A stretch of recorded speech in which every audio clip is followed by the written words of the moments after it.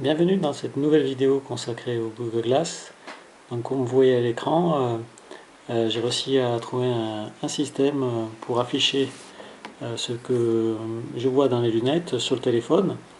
Alors en fait, c'est pas moi qui l'ai fait évidemment, hein, c'est Google. Donc Google fournit une application sur le store qui s'appelle My Glass, dans laquelle il y a une fonctionnalité, entre autres, qui est le screencast. Donc screencast, c'est ce qu'on voit. Donc là, tout ce que je fais sur les lunettes, en fait, s'affiche de manière identique sur le téléphone, bon, avec un petit lag, mais sinon cela s'affiche bien. Tout l'intérêt c'est pouvoir montrer à quelqu'un ce qu'on voit sur les lunettes sans forcément prêter les Google Glass. Donc cette application MyGlass, alors elle est sur le store, mais il y a quand même quelque chose à savoir, c'est qu'elle n'est pas disponible sur le store français, dans notre cas. Elle n'est disponible pour l'instant que sur le store US. Donc comment la voir? Donc ça, je vous laisse faire le soin dans les recherches dans Google. Il y a plein de personnes qui vont vous expliquer comment faire, hein, mais grosso modo, il faut créer un compte iTunes US.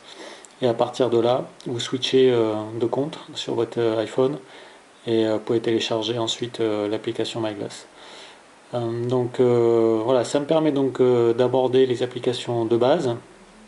Donc quand on a démarré du Google Glass, l'heure s'affiche avec OK Glass simplement. Donc là, soit on donne un ordre vocal OK Glass qui va donner une liste, voilà, une liste d'actions possibles. Ouais, donc là j'ai les dernières versions qui permettent notamment de jouer à des jeux.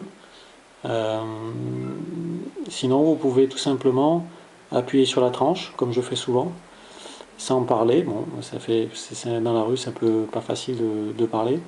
Donc là, par exemple, je vais appuyer. On va voir un petit peu les applications. Donc Google, c'est celle qu'on utilise finalement assez souvent. On peut faire des recherches sur Google et poser des questions. Alors, quelque chose de vraiment important à savoir, j'ai pas mal galéré, c'est les résultats en fait dépendent des paramètres que vous avez setés dans Google au niveau de la langue. Voilà, je m'explique. Si par exemple je veux savoir où je suis, de base, il va simplement vous afficher des résultats liés à Wikipédia par exemple, sur où je suis. Mais il ne va pas vous afficher une carte vous montrant où vous êtes. Donc si vous voulez des résultats pertinents, voilà, dans ce cas-là, il faut que vous allez modifier dans Google, dans votre Google, donc là via un ordinateur, vous allez dans vos préférences, et à un moment donné, il y a préférence de langue, et là il faut mettre English. Voilà. Sans ça, vous n'aurez que des résultats bidons, enfin qui ne servent absolument à rien. Voilà, c'est une info importante qui n'est pas expliquée, j'ai pas trouvé cette info en tout cas de base. Alors pourquoi ça marche comme ça? Parce que normalement les Google Glass sont toujours pas en vente hors US, donc par défaut ils se sont dit tous nos utilisateurs ont le Google en anglais, voilà. Donc pensez à mettre votre Google en anglais.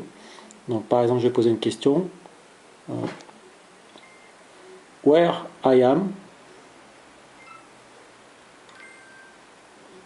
Vous voyez là, il a mis la question est mal posée. Pardon, faut mettre en anglais. Donc on va refaire la question.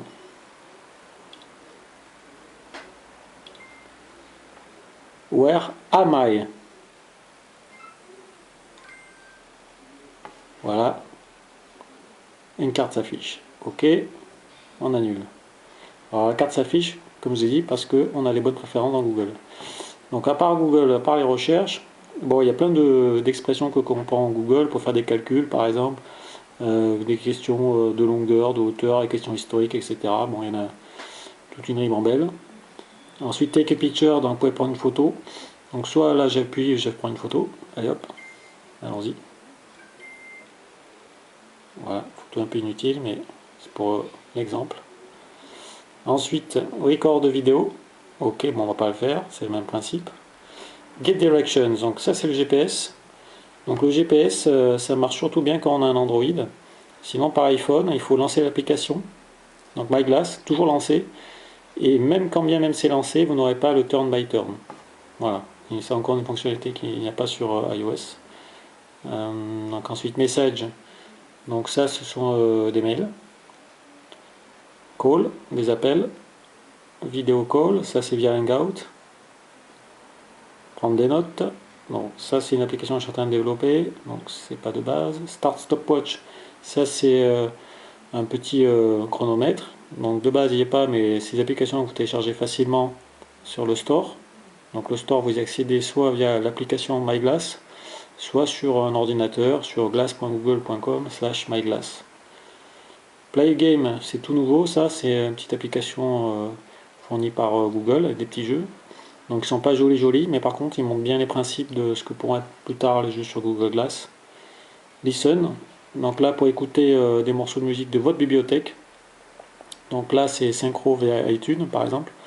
Si vous voulez écouter n'importe quelle musique, il faudra payer 10 $ je crois par mois.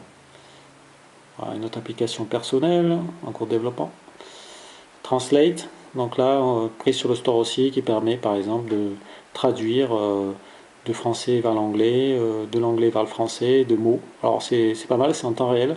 On prend un journal par exemple en français et on voit le même journal avec des petits lags bien sûr, mais sinon ça s'affiche plutôt bien, on voit le même journal en anglais. Voilà, donc je termine cette petite vidéo et j'espère que vous aura plu et que Google Glass parviendront bientôt en Europe. Voilà, merci, au revoir.